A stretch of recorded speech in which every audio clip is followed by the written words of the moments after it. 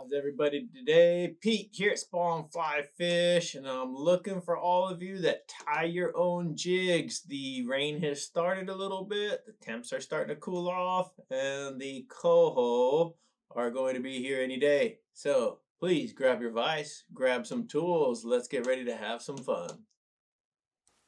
As we get started on this jig, let's talk about what's in the vise today. This is the maxi jig, size 3/8 ounce, metallic pink, and rocking on an owner size 4/0 hook, which just means a very large canvas on which you can paint. At least that's the way I like to look at it. And this is not to say I am done tying flies. That's not it. This is a way to engage. We have a lot of folks pop into the shop that like tying their own jigs and all this, and they're very creative. And again, it's just another way to connect with another sort of fisher. And in the grand scheme of things, if you know techniques from all the different types of fishing, you put it all together and you're just going to be a little bit more well-rounded, I think. And then you decide, hey, I want to go fly fish today. Great. Well, then still apply all that knowledge. But enough yapping. Got some thread, 6/0 purple. Great. Got a lot to go through here today, so forgive me if I skip a couple things. We do have a Spawn Polliwog tail, this in our fluorescent pink, and looking for somewhere in that hook length range for how far off the back. Maybe not quite a full hook length, but pretty darn close. I actually have a little cheat code. I've been cranking out a lot of jigs lately just because it's fun. But on my jaw, on the stomfo, there's of course the written stomfo. And so depending on which style I'm in on that round, I'll use the print on the stomfo itself to decide where I stop a tail. So for you, the point being, pick something on your vise that doesn't move. And for a series of flies, just use that as your indicator of where to stop something. Works very well. All right, we're going to bail a bunch of legs over. I'm going to go two at a time. And in tying these jigs, I like to think of this shank as north, south, east, west. And it won't matter so much on this first portion, but as we get up toward the head, we're going to add a bunch of stuff. And then that mentality will become a little bit more beneficial, I think. Let's get some legs going, though. These are the Grizzly Flutter legs, and I just know them as number 16, but let's see if we can give you an actual name here. Yep, so these are Grizzly Flutter legs, the purple barred hot pink, and I mean, they are, I'll say it, they're sexy. I love these legs. They're amazing. I will look for an excuse to use these any chance I can. So there's 2 legs veiled, which gives you the effect of 4 legs coming off. And then let's turn this sucker over. And keep in mind, this is how it's going to swim in the water because it is a jig. But we're going to just take 2 more of those legs. Tails. Jeez. Told you we got a lot to get through. Might have to take a little break and get an extra cup of coffee. But here we go. All I'm going to do is pre-cut some of these legs because I know where I want them to end. So, why fight with getting them into position and then cut and all of that? Just you know where they need to stop. Get them tied in just a little cut and now finish wrapping down. And the whole reason, again, as you get more material, that just makes your life a little bit simpler. And we're halfway done with these legs already. I've got that space, so now I've done north and south. Just have to fill in the east and west on that hook shank. And then we're ready to start building up a body here.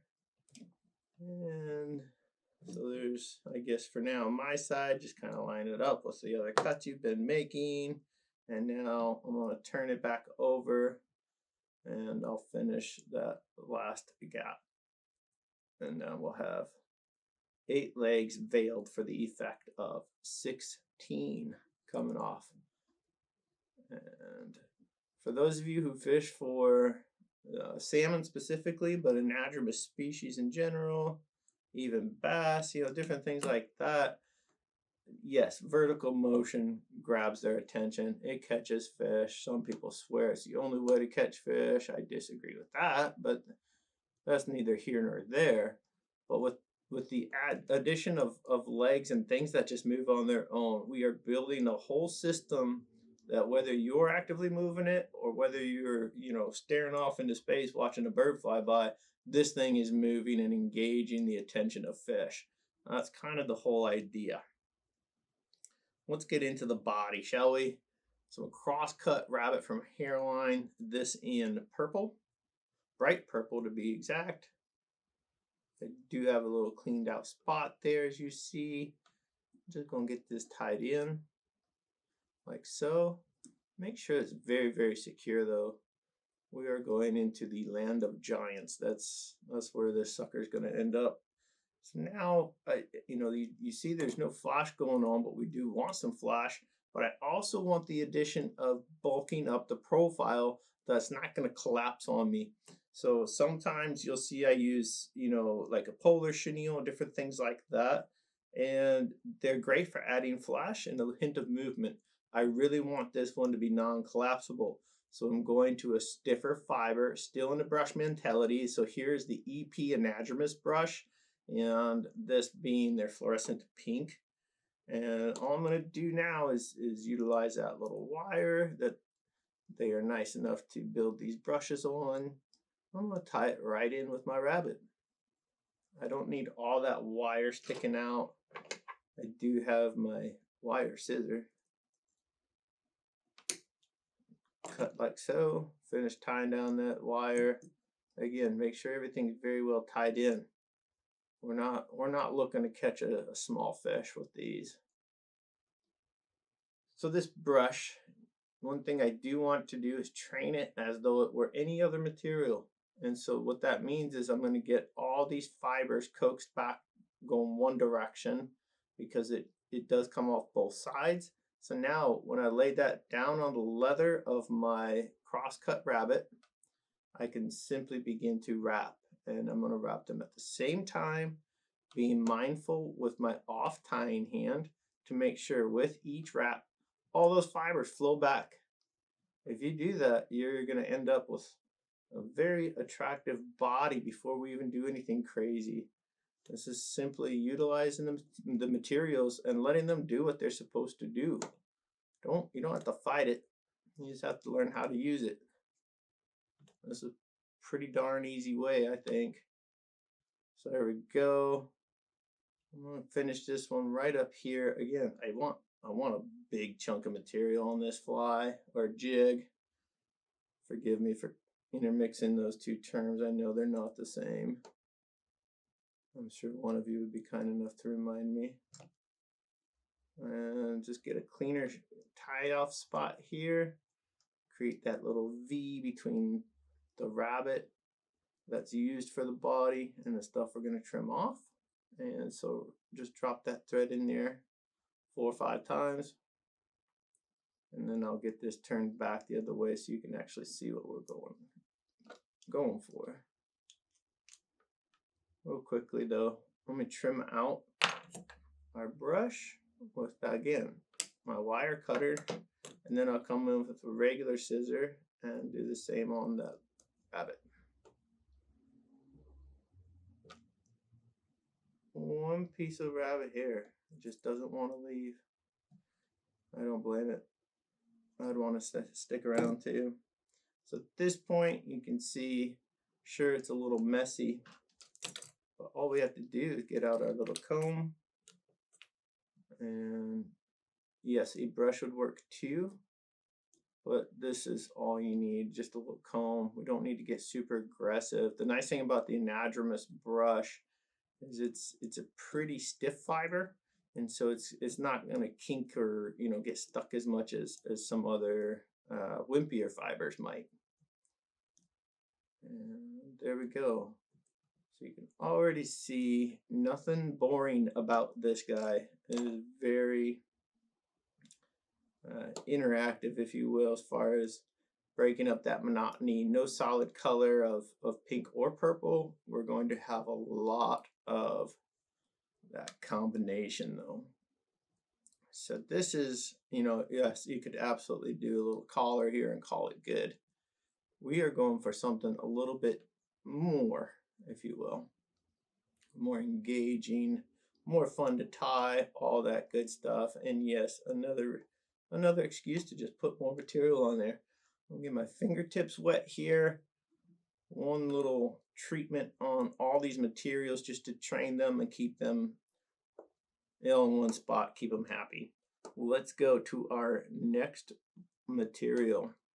We'll throw in some ostrich. And so for this, I've got fluorescent cerise, and you can see it's not quite the same pink. It doesn't match the pink exactly on that jig head, and yet it falls into the spectrum of that pink and purple that we have going on. Close enough. That's what I'm saying. A lot of times you guys are maybe too concerned about, I don't have the right material, I don't have the right color. Do you have anything close? If so, strap it on that hook, see what it does, see what it looks like. And so I've got 4 of these ostrich fibers here. And remember earlier, I started talking about north, south, east, and west. So if you will, let's pick this as north. And so I've got 4 of these fibers coming off the top side here, just past where our tail and our rubber legs end. And by how far, that's going to kind of depend on the materials you have. As you can see, I'm not going crazy. I'm not going 2 inches past. I'm just going 1/4 inch to 1/2 inch past. That's all. We do want that effect as this is swimming and condensed. You're still going to have these extra little fringes coming off, and I'm telling you, it is so pretty in the water, and the fish appreciate it. And when I say the fish appreciate it, I'm saying they just gobble it up, they smash it, kill it, all that good stuff. So I've got 4 more of these ostrich fibers, and again in that cerise tone. Get them tied in. Go ahead, trim out any of the butts. Finish tying down, nothing to it. So now that we're here, let's go ahead and put some on this lateral side here. Again, just making sure that the tips are somewhat lining up on the ends, right? As far as how far away these come off the end of that body. Everything else is pretty non-exact. As long as you got 4 of them, strap them on. They know what to do.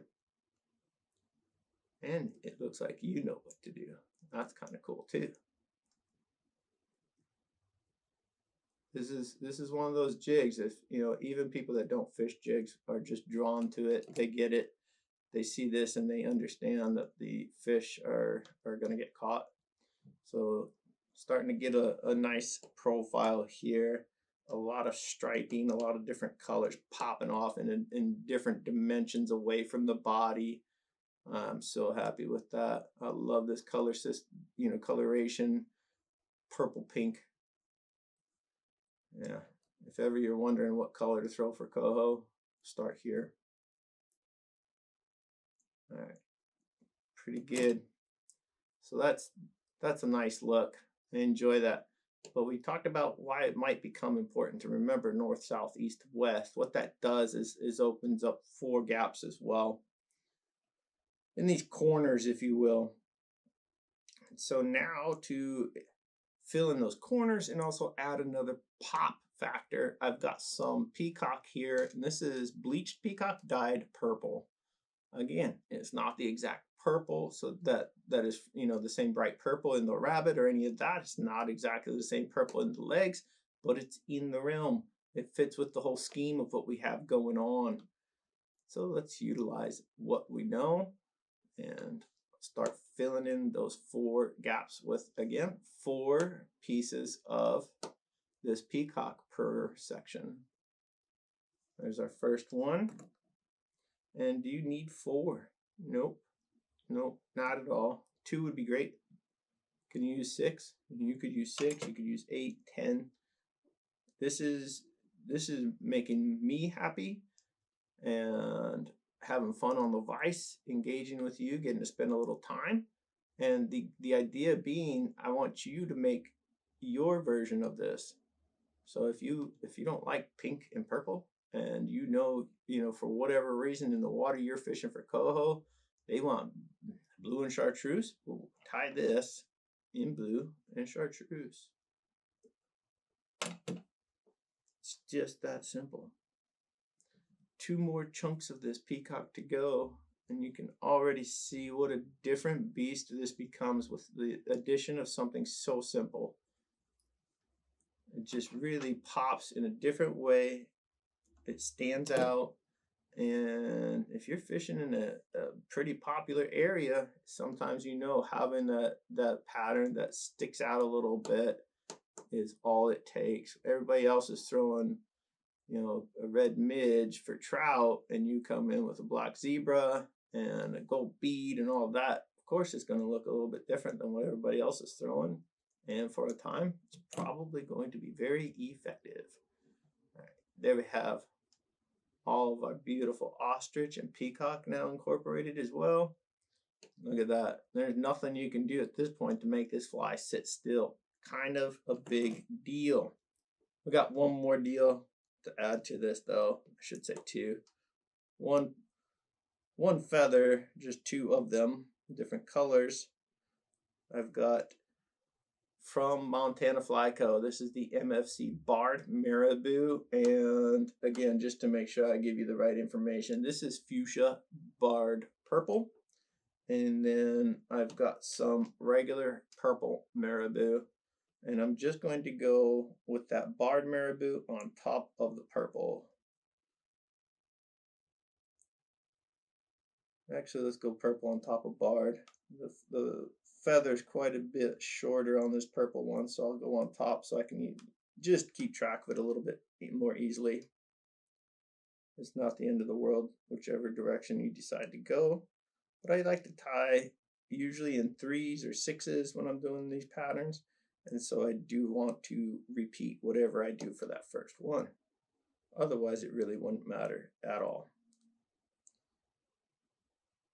So we've got our feathers stacked, and if it's nice to us, it'll let us tie those quills in, still touching and all that at the exact same time.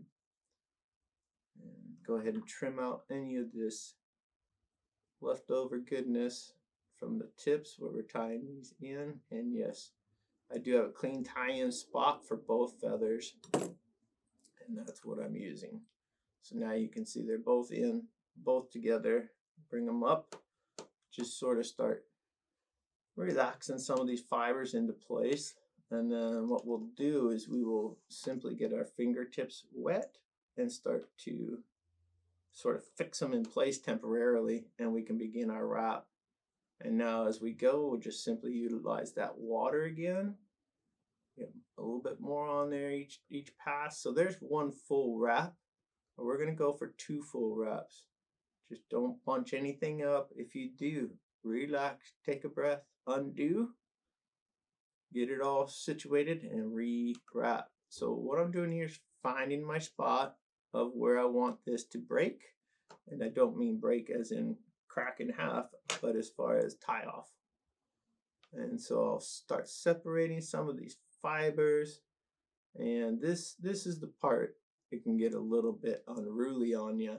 Just take your time, and you see, get rid of anything that doesn't need to be there. That's the key. And then we see our clean tie off. Well, let's go for it.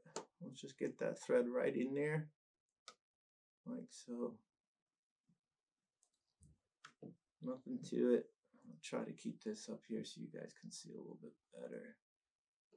Make sure we're working in the same space. I actually want to move that just a touch. Let me undo a couple of these wraps here. See if we can get that last wrap to go away from itself. There we go. One more thread wrap, and voila. There we go. Now, first wrap, there we go. It scooted back on me just ever so slightly. That's where I want that finished wrap right there. Thank you for your patience. So like I told you, the only thing you have to worry about is getting in a hurry, getting in a rush. Things tend to move in the wrong direction. All you gotta do is take that extra breath, undo a step. Get my fingers wet again, get all that goodness out of my way. I can see clearly now that the fibers are gone. And one extra tug on that thread right there, and voila, time for a little clean cut. Nothing to it. And as far as like these little tags, I don't mind these tags so much, and there's a reason why. Once I'm done with this and we've got a couple solid whip finishes going, that's my insurance policy, if you will, on this jig, that I guarantee nothing's coming loose, right? So you can see just the tips of those quills where we cut them off. If you can see that, you get this whip finished and cemented, there's no way those pull through. Like, it's just not going to happen. So I don't mind seeing that at all. You know, on a small fly, of course, that might be a little bit of an eyesore and you want to trim all that out. Great, have at it. That's not the case here. We're tying something big to go catch something even bigger. So in the grand scheme, once again, it is not the end of the world. However, this thing looks pretty darn good. Get a couple whip finishes going here. There's one. Let's do a second. And really make this jig as strong as we possibly can. There we go. Trim out that thread. We do have cement here. And get a nice layer going. I'm just going to cover all these thread wraps. We don't need a ton of cement, but we do want to make sure we've got a nice layer across the whole deal. Again, this is not one of those sipped sort of offerings. This thing gets hammered in a big way. These fish will cover a long distance when they see this flowing through the water, and they'll move there pretty quickly too. They know what it is. They want to hurt it. They want it out of their way. And again, find out what color works the best for you. It's not always the same. You know, the rain and all that good stuff has a lot to do with the off-color water. They like a different tone. It's easier for them to see. Fun part is going out and finding what the answer really is. It's not always what you think looks the best. Gotta let the fish decide. So let's give this a little comb out, and you can see just how big this profile really is. And then as this dries, of course, it will relax and become the big monstrosity that we were hoping for. There you have it, folks. That is about as much fun, I think, as you can have on a jig and still be legal. I hope you guys enjoyed. I hope you guys try tying this. If you had fun, though, by all means, please hit like. Please hit subscribe. We will see you all on the water.